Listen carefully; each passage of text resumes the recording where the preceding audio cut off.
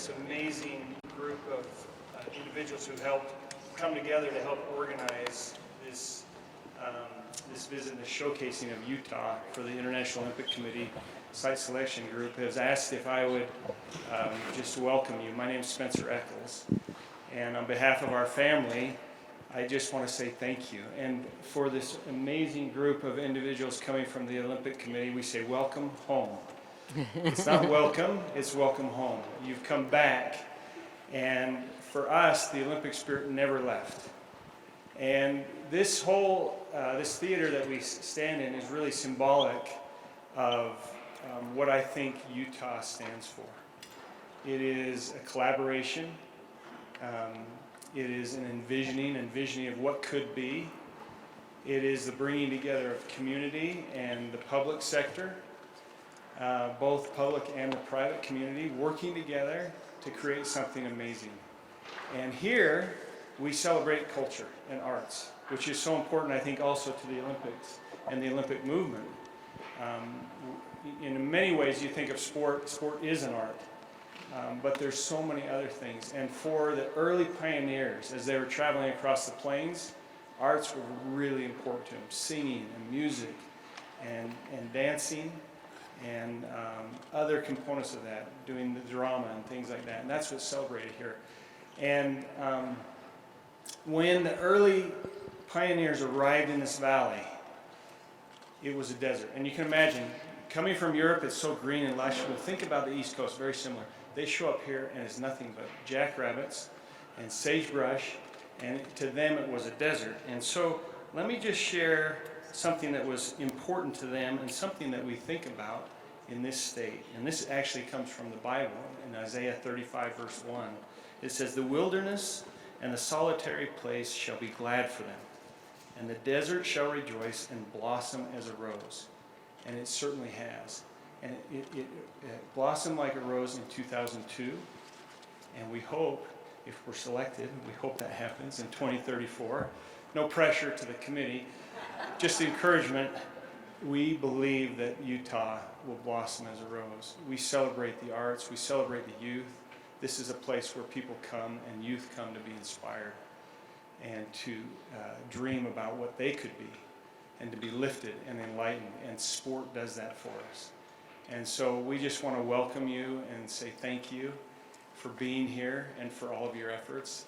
And again, think about this location as a place of collaboration where people came together to do something great. And that symbolizes what we are here in Utah, what the people are here. So thank you.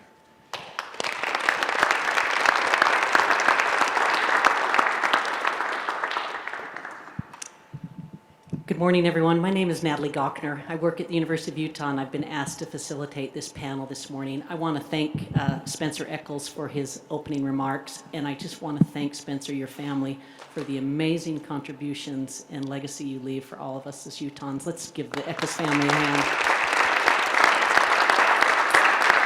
So, for just a moment, before I introduce the panelists, I want to take you back to 2002 and think just a block west of here, to the Media Center, the morning after the figure skating performance of Sarah Hughes, who of course was the Olympic gold in 2002. I was at the Media Center when she addressed the international media after achieving Olympic gold. And I believe she was 16 at the time, something like that. I know she was studying for the SAT while she was here. She went into the long form program, not in a medal category, and catapulted to Olympic gold. But she said to the audience, the media audience, not everybody has the chance to skate the performance of their life. I did. It's a really poignant moment. And as I sit here today and think about 2002, because we're going to talk about both the legacy of 2002 and what we look forward to in 2034, I think about the inspired volunteerism, the remarkable facilities, the stellar leadership, the joy of sport and competition, being on budget. I think of a sizable $6.1 billion economic impact. Truly a living legacy that we all feel today. And as a trained economist, I always tell people that the economic impact of the Games is greater in year 20 than it was in year 1. and that's how we feel today.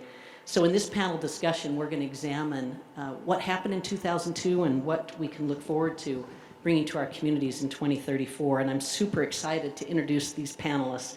We have joining us today Carl Stoss, who's the chair of the IOC Future Host Commission, Christoph Duby, who is the executive director of Olympic Games International Olympic Committee, our good mayor, Aaron Mendenhall, Catherine Rainey Norman, the chair of SLC Utah 2034, Fraser Bullock, who's president and CEO of SLC Utah 2034, and Nubia Pena, who's a senior advisor to Governor Cox. Let's welcome our panelists. So we're going to begin by thinking about 2002. And Kat, I want to start with you. You're an Olympic athlete. You competed in '02. Give me a sense of what was most impactful for you from the 2002 Games. I think for me, 2002 really changed me as a person, quite honestly. It was an incredibly well-run Games, and I had one of my best performances ever at a Games. But what impacted me the most were two things. One, the fact that I had the opportunity to compete in my home country in an Olympic Games. Incredibly rare, incredibly special to have that happen.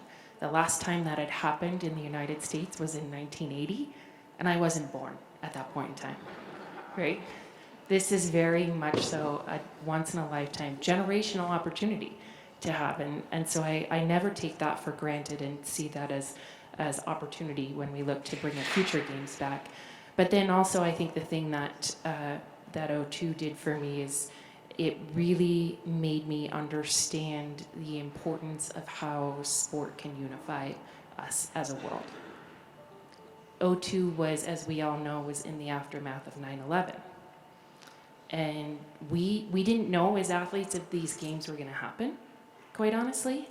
And when they did, it was just this moment where I will never forget. We were at Rice-Eccles Stadium, and the American team gathered together underneath the stadium, and the president came in and spoke to us all. Most of you don't know this, actually. The president came in and spoke to us, and he talked about the importance of what we were going to embark on as athletes and what it meant to the country.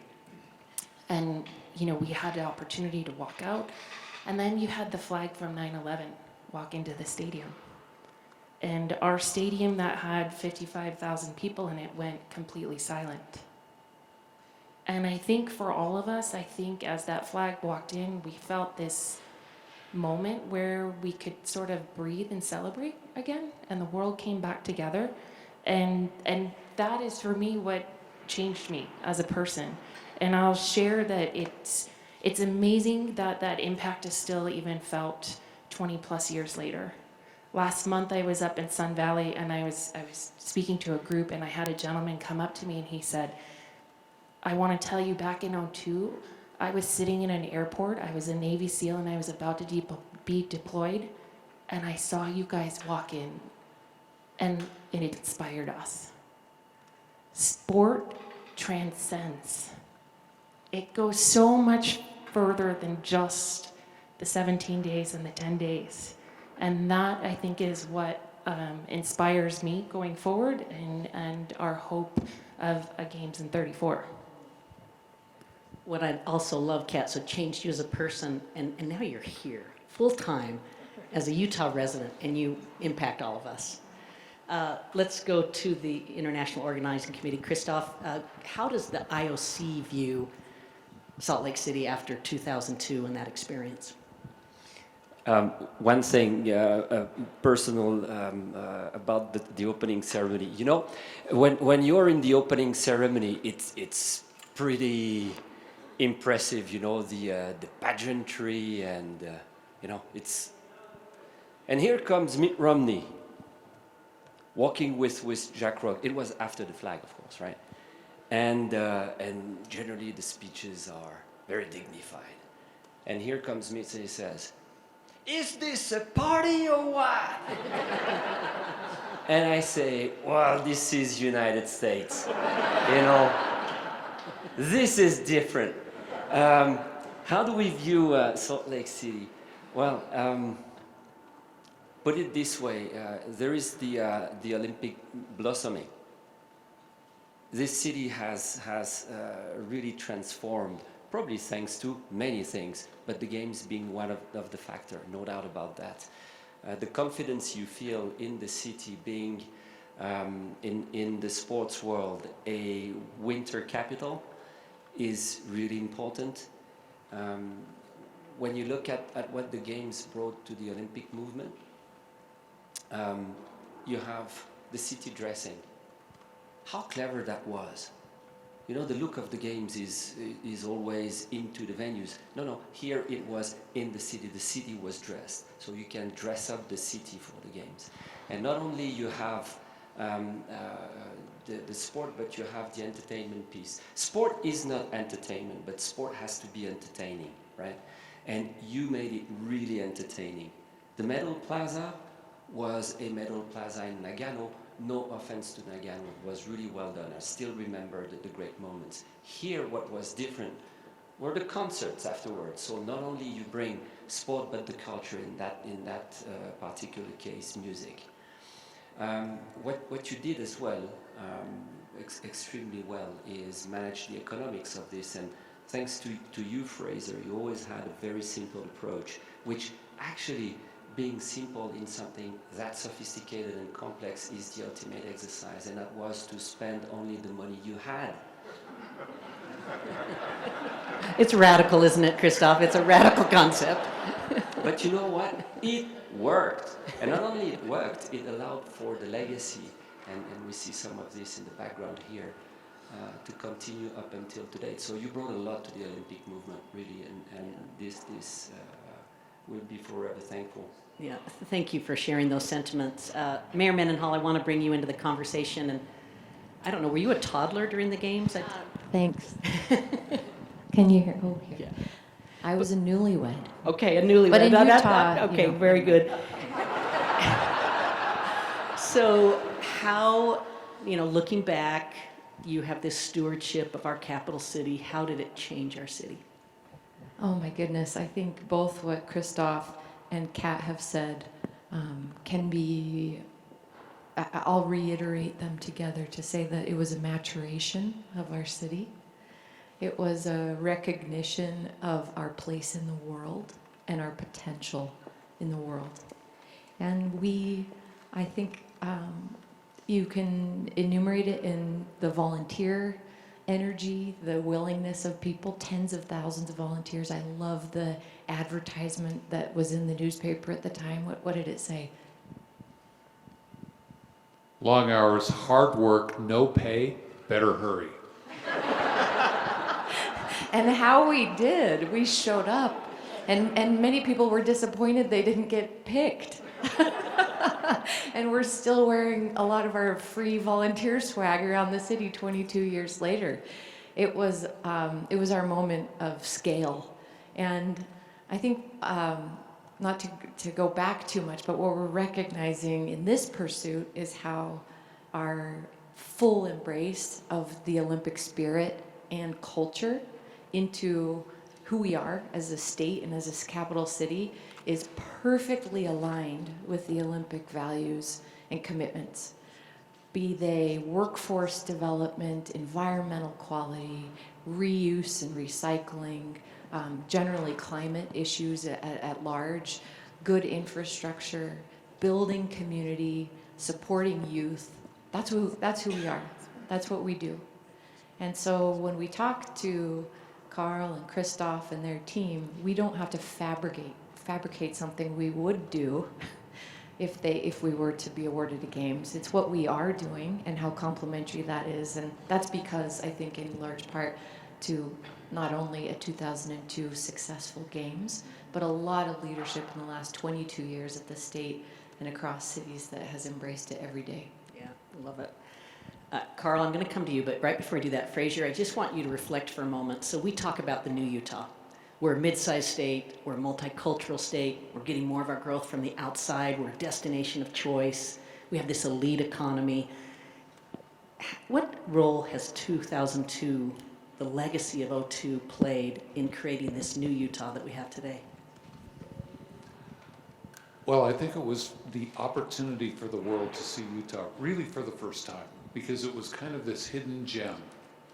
And we knew it was a gem, but the world didn't.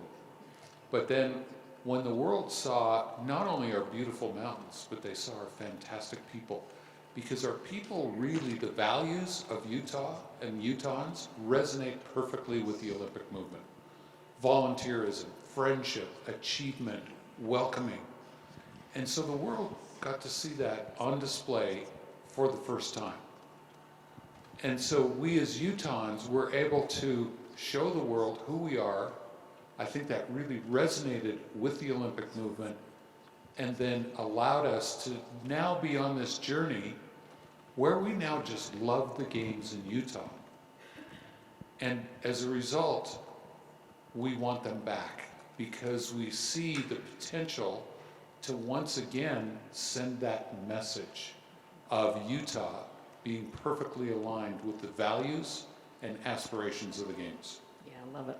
Okay, Carl, we want to transition to think towards 2034, but as we do that, how did Utah's performance in 2002, how does that affect the decision now to have us potentially host again in 2034?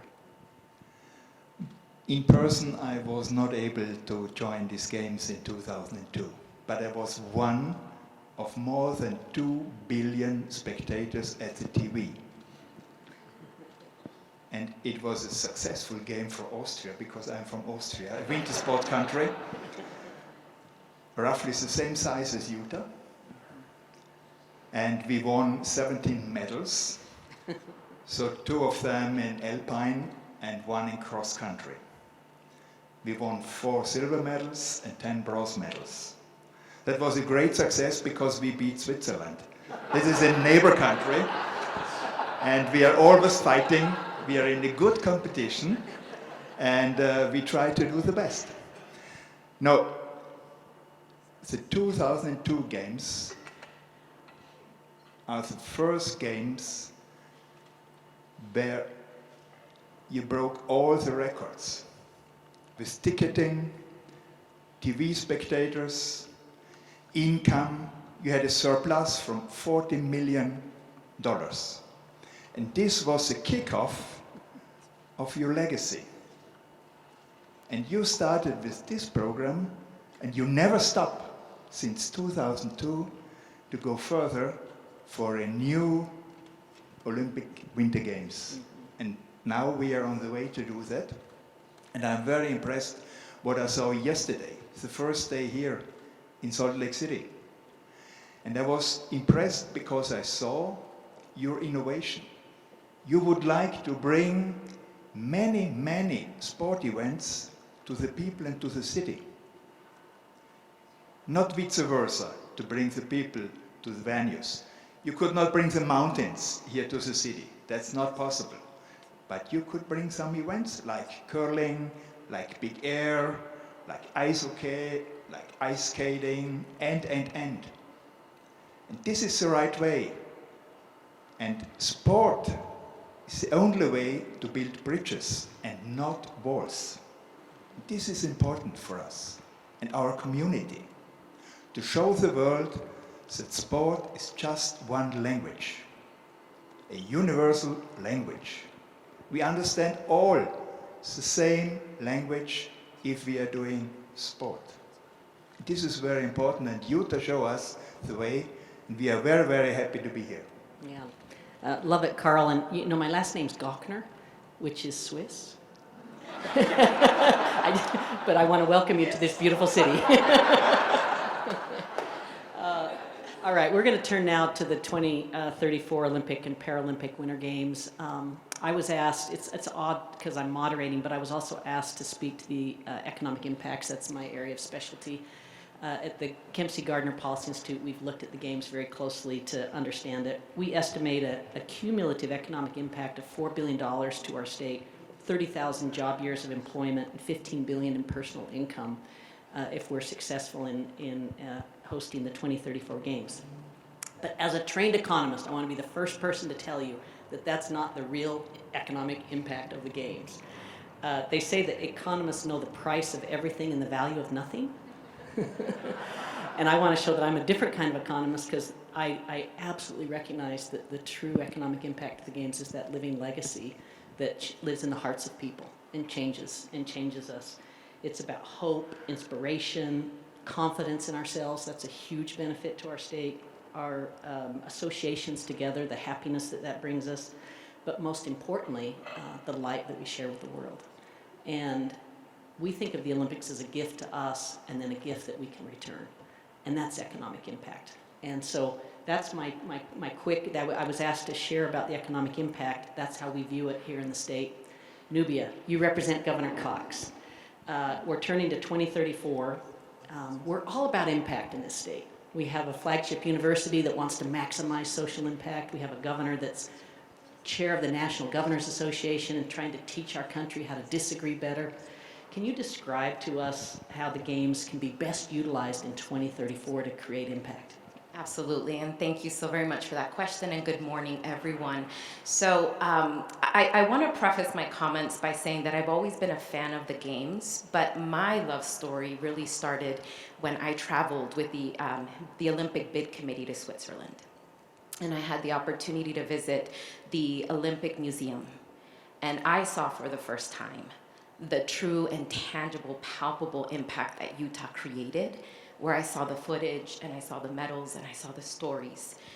And I just recognized that what we had done in that space, yes, the money was important, and yes, the venues were critical, but we were able to use this world stage to create unity, to inspire, and also to welcome an international audience to be able to understand that Utah, which for many would have never been even known, right, until the Olympics, we wrote our love story to the world.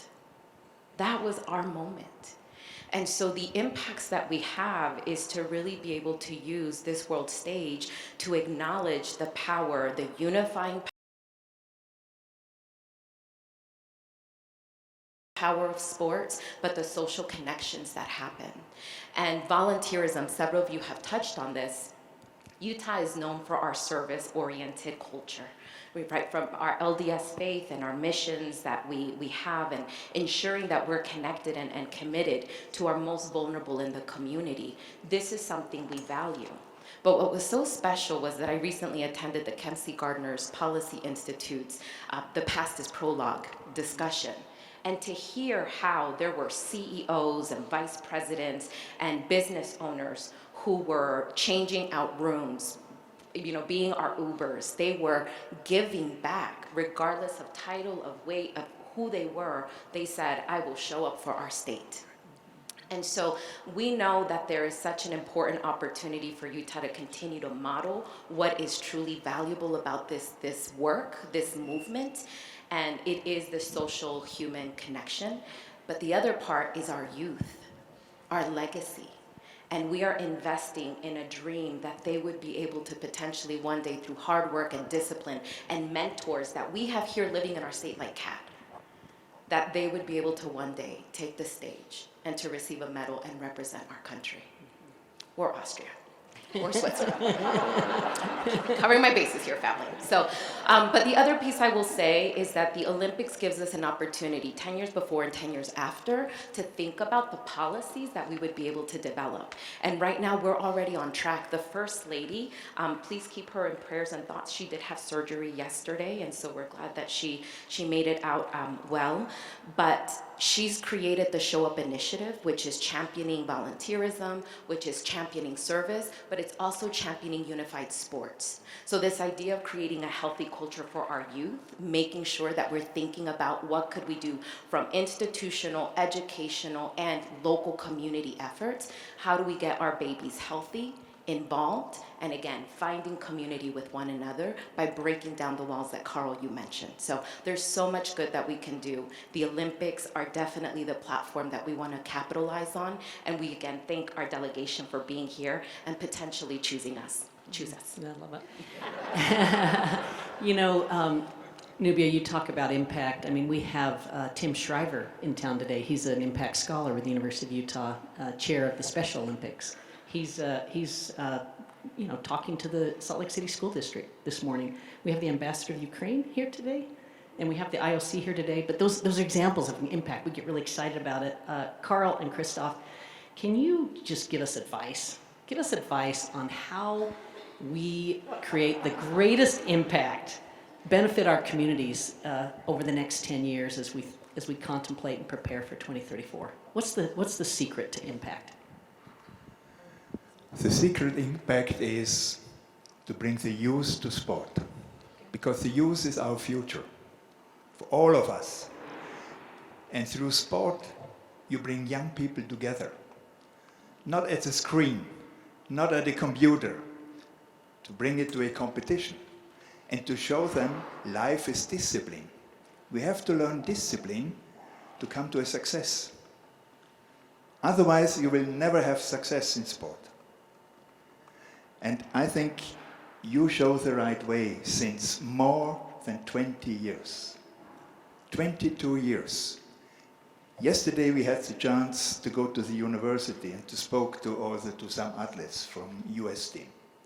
And it was great to hear the combination between education and sport. And this is the right way to do it. And I think this is a legacy also for us, maybe to choose Utah as a great vision in our sport community, to show the combination between the different parts. It's an economical part, an educational part, and also with the different federations. This is important. And to think about innovations. You never stop to think about innovations. You showed us yesterday a few of them. And I'm sure you will bring more if you are elected. And you are on a good way, by the way. I love that. We'll go to you, Christoph. Just as we do that, we are the youngest state in the nation here, a very youthful population, which makes us tech savvy, entrepreneurial. It's fun. Christoph, advice.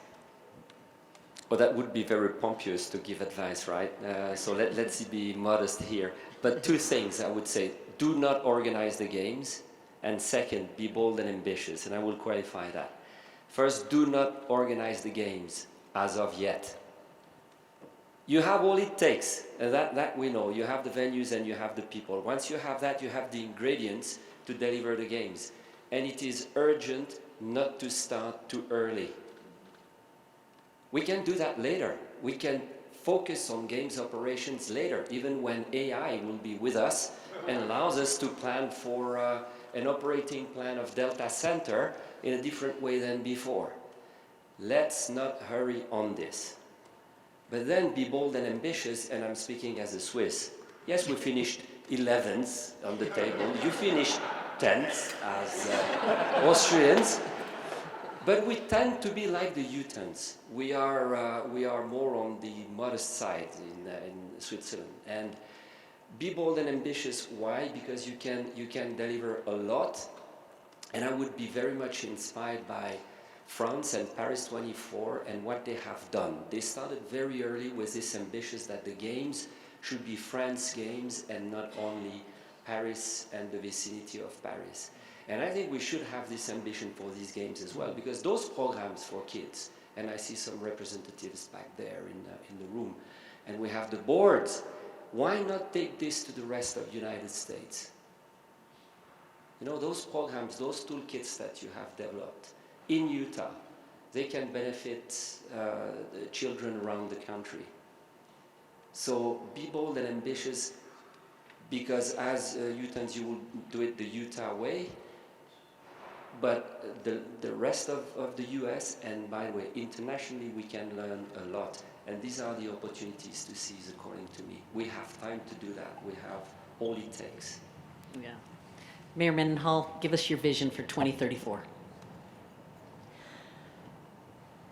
I want to start by saying again that where we are going as a city is in alignment and absolutely complementary to advancing the Olympic movement, and that we see the opportunity of the Games as a catalyst to better advance and maybe innovate beyond what we had imagined our goals to be. We know it is a compliment, thank you, to say that we have the ingredients in place. We know that from a structural standpoint. We know that from a leadership standpoint. But what it allows, with a decade to grow, I think Christoph is right, we shouldn't yet completely predict. Not only from the ideas and the innovation, but from the built environment itself and what we want and need to see as residents in this city. We will continue to ask you, our community, what you need and want to see in the Games. We have mayor's support from every host city that there is, and city council support. All of those mayors and council members, I know Councilmember Dugan's here today, thank you for being here. We are going to keep asking across the state, what do you want, Utah? And we're very good at raising families here. So I would say most of all for 2034, as Chair Stoss said, the youth are our first priority. Building community through building their access to opportunity. The state of Utah has some of the highest mobility. Are we currently still that's highest a mobility statistic in the nation? I'll support, yes.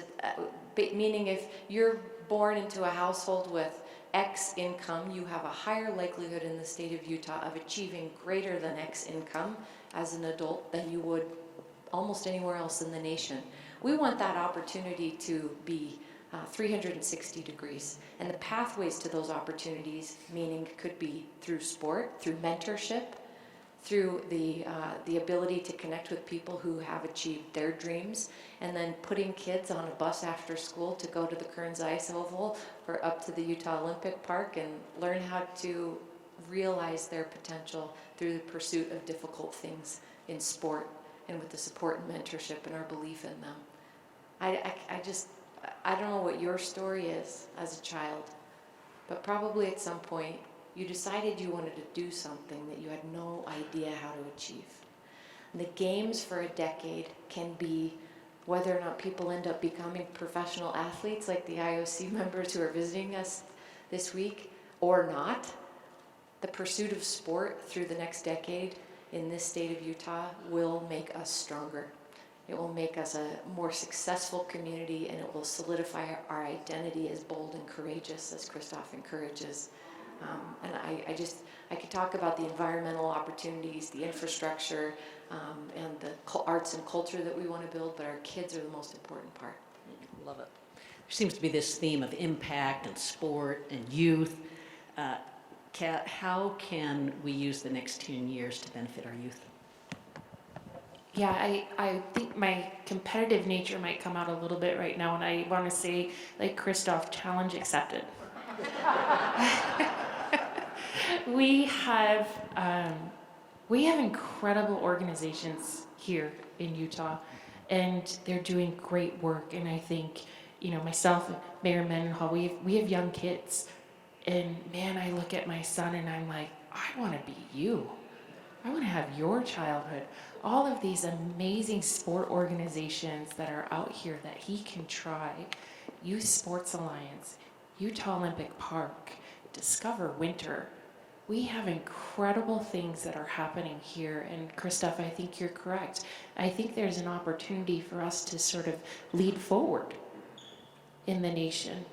I didn't grow up here in Utah. I grew up in the Midwest, right? And to see what we have here, I wish I had that as a child. So are there ways that we can work with our political leadership, with the U.S. Olympic and Paralympic Committee, and help to sort of lead forward and show this is how we've done it here in Utah. How can we help you, right? We know that children who participate in sport are 40% more likely to have higher grades. They're 15% more likely to go on to higher education. They have lower rates of obesity. They struggle less with mental health. That creates not just a high performance individual, that creates a holistic person that contributes to our community. And so what I'm excited for our challenge and to continue to check in, but also to work with our community partners, who many of them are here in this room today, and I feel very fortunate to have had little touch points with you all throughout my profession, and see how we can grow this and take this to the rest of our communities, because what we should aspire for is for everyone in the United States to feel like they have a connectivity to what will happen here in 2034. Okay, we're going to go to questions in just a minute here. One more question from myself, and then we'll have about 10 minutes for questions. Fraser, and I'll ask Kat to jump in if she'd like. But I'd love you to just comment. A lot has changed since 2002. What are your ambitions for the 2034 Paralympics? And I'd love to hear you comment on that if you want to say anything, Kat, as well. Well, I want to look at one statistic first, and Kat, correct me if I'm wrong, but I think if Utah were a country participating in the games, I think we'd actually be ninth on the medal count. But I think we're pretty close to that. So we'll just put that out there. Because this is a training hub for Olympics and Paralympic athletes. They're drawn here, they come here, they make Utah home. And when we think about Wasatch Adaptive Sport or the National Ability Center, two great organizations for adaptive sport here, we are a hub for opportunity for everyone. And let me just, when I listen to all these great initiatives, I think I want to encapsulate them in one phrase, which is the games are the opportunity and platform to do good. Before, during, and after the games. There are many ways that will be manifest, particularly with the Paralympic Games, because we embrace them and they're so much bigger than they were before. One of my favorite events was the men's sled hockey game final. And they're so inspirational what they do, but there's a catalytic power that comes with hosting the games.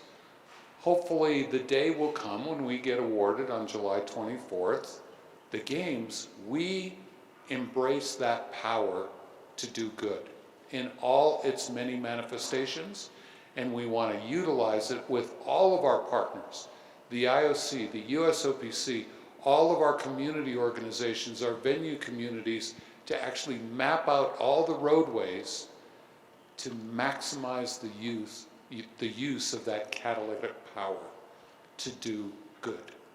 That's our ambition. I love it. Kat, 2034 Paralympics. Yeah, I think first I just want to say I'm grateful to my Paralympic teammates. I'm not a Paralympian, but I have spent many years with them, and they've entrusted me to sort of be their voice in this space. So I want to say thank you to many of them. And I think there is so much untapped potential in the Paralympic Games and the Paralympic movement. We had a session together with our team, and Chris Waddell said the Paralympics really symbolizes the true capacity of a human, right? It really exemplifies that. And here in Utah, when we talk about innovation, right, and we have the University of Utah and the Trails program who are taking individuals who are actually on ventilators down ski slopes, and those individuals are controlling the skis. It's not somebody behind them doing that, right? That's giving people almost a sense of their life back. They're changing lives through sport, quite honestly, is what they're doing. And they're doing it through innovation and through technology, right? Through academic research. And so we have this incredible ecosystem where we can help propel and get more people in sport. Sport is for all. Doesn't matter your ability, doesn't matter your background, sport is for all. And we also, I think, have an opportunity in front of us to think about it from our society and our community and accessibility. And how are we going to bring greater awareness about that? I'm proud to see our city in doing descriptive languages or descriptive descriptions for individuals who are blind and visually impaired while they're trying to navigate the city. That's an incredible effort that was put forward to ensure greater inclusiveness and accessibility here in our community. How can we continue to do that and look at it all, from all different aspects, right? Maybe it's thinking about sensitivity training. Maybe it's educating people about how do we do more descriptive language when we're speaking to somebody who may be blind and visually impaired. Creating an inclusive environment, we can do that, and that's in our nature. And we can use the Paralympics as a way to help elevate that, to catalyze it, to move it forward, and continue to grow. Yeah, thank you for that comment, Kat, really moving. Okay, we're going to questions of the audience. We've got some microphones. Just raise your hand, and if you would share your name and if you're with an organization. Who's got a question for our panelists? Okay, microphone coming. All right, Tom Merrill, Downtown Community Council, former employee of Natalie Gochnour. Last time we had the Olympics, I was a kid, I lived 4 blocks away, and I kind of feel like the city was used more or less as a venue during that moment. The city has grown up quite a bit, and I'm hoping we're more of a host, including using residents close by as volunteers. So I'd love to see more of that. So more of a comment, but would love to hear any thoughts. Let's see if anyone has a comment. And I'll just give us a stat to think about this. We used to not have downtown urban living. We didn't really have it in '02. And if you look at the cranes and the downtown condos and things are going up, Mayor, you can talk about that one right there and how big and how important it is to our city. But Tom makes the point that we have people who live in the city space for 2034. Yeah, so back in '02, what we would do was we would take a venue and assign a community to it. And so they would be able to go with their neighbors and their friends and go serve there. And so now, for downtown Salt Lake City, with all the people here, we could take the citizens of Salt Lake City and then assign them to this venue, which is their home, their backyard. And they can show that to all the guests from over 100 countries coming to your home here in Salt Lake City. That's a beautiful suggestion and idea, and it's locked. There we go. I love it. Just for our IOC friends, we're doubling our downtown population in 4 years. Yeah. Great idea, Tom. And I know that you'll be engaged and your community council and your neighbors in helping us shape how that can look. There is so much more life in our downtown from an arts, culture, food, entertainment standpoint, grocery stores than we had in 2002. And we want, and the way that Kat, Fraser, and the team have organized the future of conversations, we plan on us coming to you to say, how do you want to show your home of downtown? What kind of ways could we, from tours to working as sort of venue operators here, how can we help you to show this city as you know it? Because it's different than the way the organizing team knows it. It's more intimate, and you'll be able to help people. Probably, in truth, more people will move to Utah if they meet the downtown residents and they come here for the Olympics, as so many people did back then. Yeah, very cool. Okay, another question. Just raise your hand, microphone will appear. Got 2 over here, so let's go ladies first, and then we'll go to you, Carlton. Okay, hi, I'm Krista Perry. I worked for 2002 Olympics, and I work for Visit Salt Lake. I just would love to get your guys' take. You've been here for 2 days now. And how has the city changed? Like, what are your perceptions from what it is today versus what it was in 2002 and where we're changing?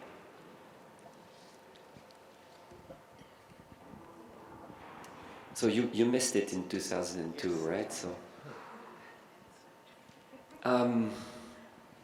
first, it's a bit of a shame to say that I never came back because the Olympics take us all around the globe and we don't have the opportunity to come. And that's something that needs to change.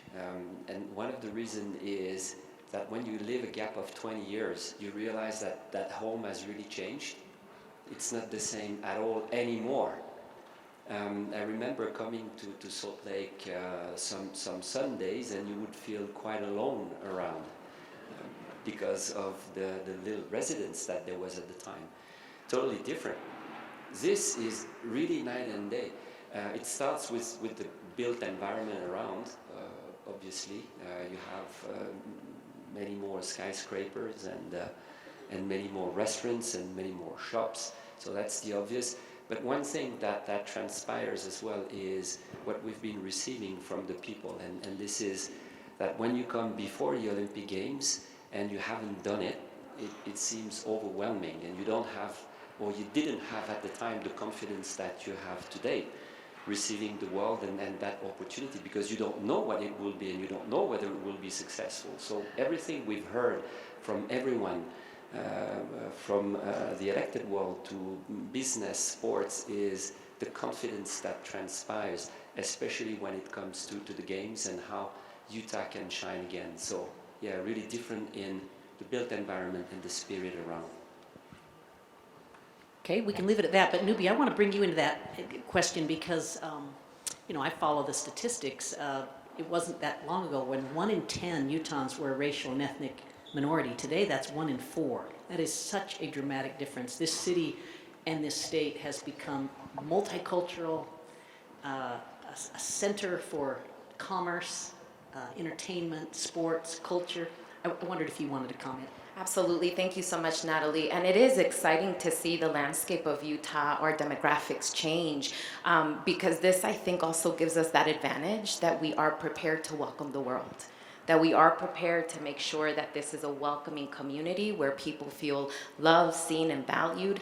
And what's also really thrilling for me is being part of the executive committee. I have watched the journey and the evolution of the proposal, and Darren, Kat, Frazier, all of the folks that have been working on developing this have really set us up to make sure that when we're thinking about Utah, we are thinking about the four corners. We are thinking of every person that calls Utah home, and we are being mindful that opportunity should reach our smallest business, our most disenfranchised schools, our most low-income communities, so that this is not something for the elite, but this truly is something for everyone.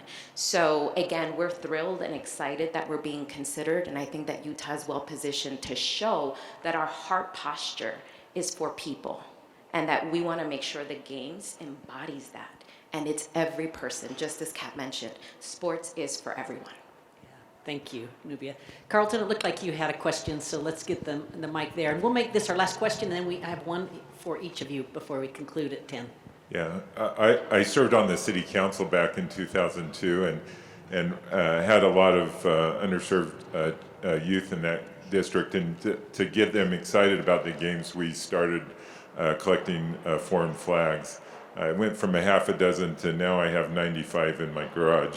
But in that process, the kids learned about the countries and the cultural background, and I just wondered what your thoughts were about how to engage youth at an earlier age in the education process as well as the community process.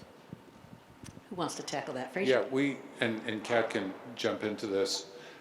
We know youth, and particularly through the educational channel, we can really reach a lot of youth. Back in 2002, we had a great program where we would assign a school a country. And then they would learn the national anthem. They'd learn about the athletes. They would then go to an early round hockey game and cheer on that team and sing their national anthem in their native language. It was awesome. But now as we think about that, we can take it to a whole new level. And Kat, I don't know if we want to talk about the program, but... He's kind of set it up, huh? But thank you so much for that question, because I think for us, what we are extremely excited about, and please correct me if I'm wrong, but I think the Olympic and Paralympic movement started with Pierre de Coubertin's focus in education. And so we see truly an opportunity. What we are starting to, not set in stone, my media friends, call out as Project 29. We have 29 counties in Utah. And so how can we bring sport and the Olympic and Paralympic values to all of our youth in those different 29 counties? Now, we're still working out a lot of the logistics, if I'm being very transparent. But we really see an opportunity here to utilize athletes, mentorship, help provide resources to our teachers, because we know how underserved they are and what amazing work they do.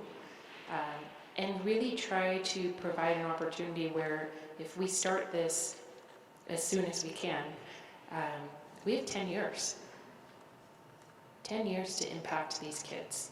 10 years to create that continuous thread of the Olympic and Paralympic movement. And if you think about, I use a 5th grader as an example. In 10 years, they're going to be potentially an athlete, a volunteer, a young professional. That's an incredible impact. That's living legacy right there. And so we have, this, Fraser knows this is what gets me really excited. And it's coming. And I hope we can work together, Carlton, and help develop these opportunities for all of Utah to be able to have a touch point into the games. Okay, we're going to close now, and I've got a question for each of you to respond to. And I'm thinking of the Olympics and Paralympics as this great unifier. What more do we need in the world right now than unity? And perspectives matter, and we've got international perspectives on the stage, city, state, our organizing committee. So let's start with you, Nubia, and take the state perspective and just share with us, in the spirit of unity, what can the Olympics do for this world? Absolutely. Thank you, Natalie.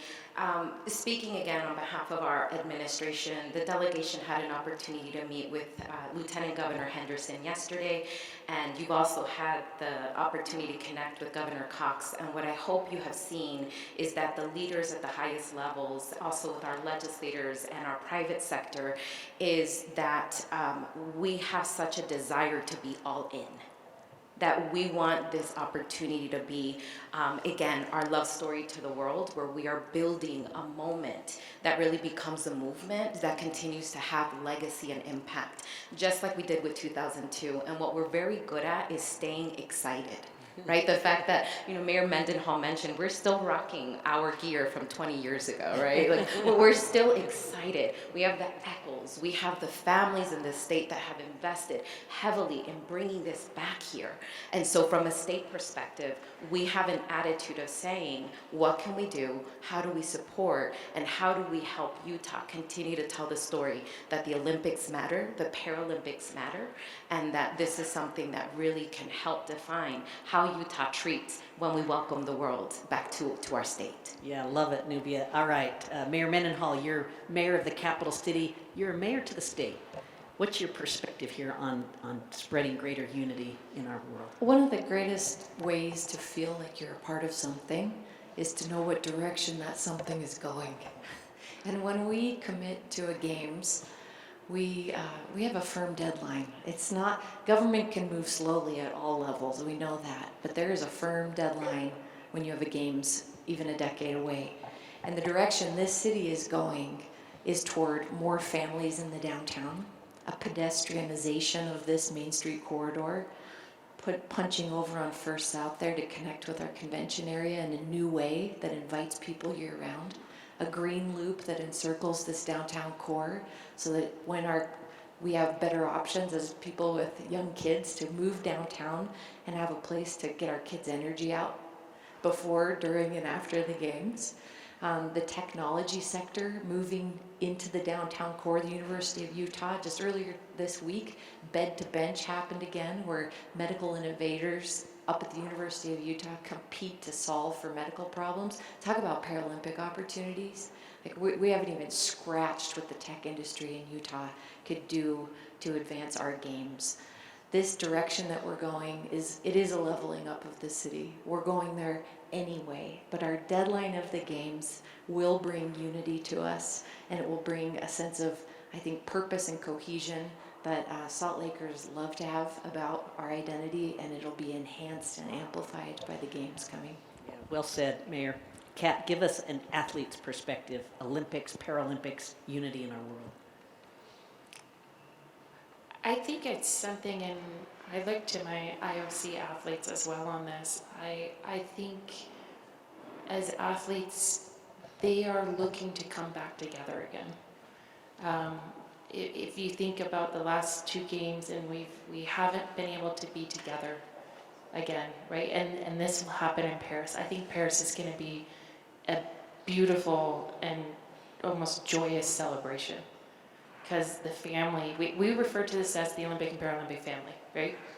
The family gets to come back together again. They get to unite again. They get to see one another again.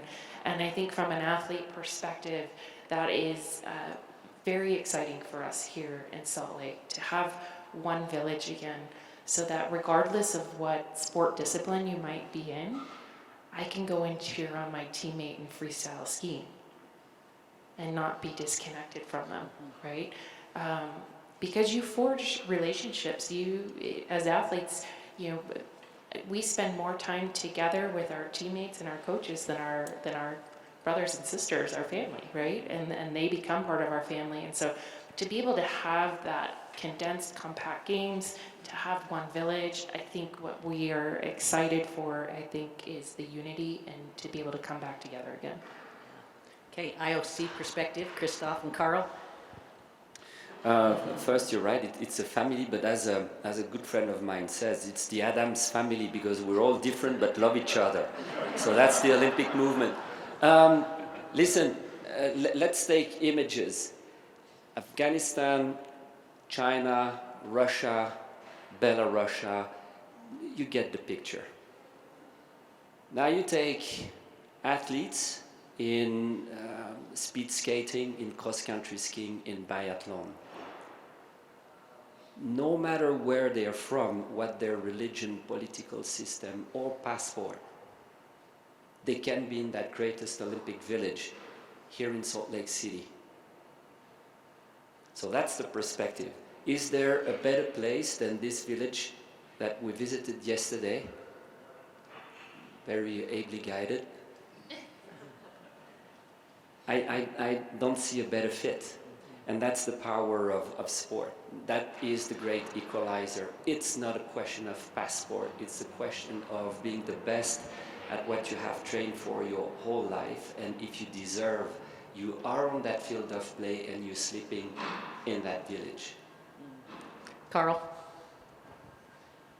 The IOC is responsible to bring the Olympic Games to the best host.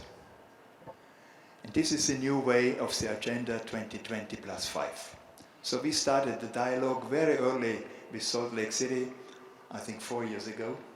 And you made all your homeworks, and you could be very lucky because you had the most experienced team. Because many of the leaders are still since 2002 in the organizing committee. This experience is very important also for the International Olympic Committee, to show the world that we could organize Olympic Games in an open, friendly, and successful way. And I think this one is the right way to do it. And thank you very much for the opportunity to stay here and to come to Utah. Very nice. Fraser, we're going to give you the last word, and you can use that time however you like. Thank you. Well, I want to come back to unity because that's one of our great goals. The games have the power to unify like nothing else. We think of post 9/11, Kat's point about the world healed in that moment.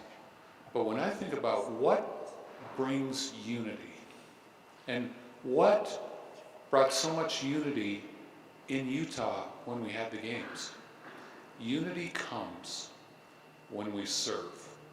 We serve each other and we serve together. So just like our comment from, this is the opportunity to do something special in Salt Lake City when you'll come together, serving together, shoulder to shoulder, volunteering together to welcome the world. That's what brings unity. It doesn't matter your ethnicity, your economic strata, your political persuasion. We serve together and we serve each other. And that's what the Games brings to us, that marvelous opportunity for the 10 years leading up, during the Games, and long beyond that. Family, sport, unity, youth. Thank you so much, panel, for making all these points. Let's give them all a hand. And with that, our program concludes. So thanks everybody for being here.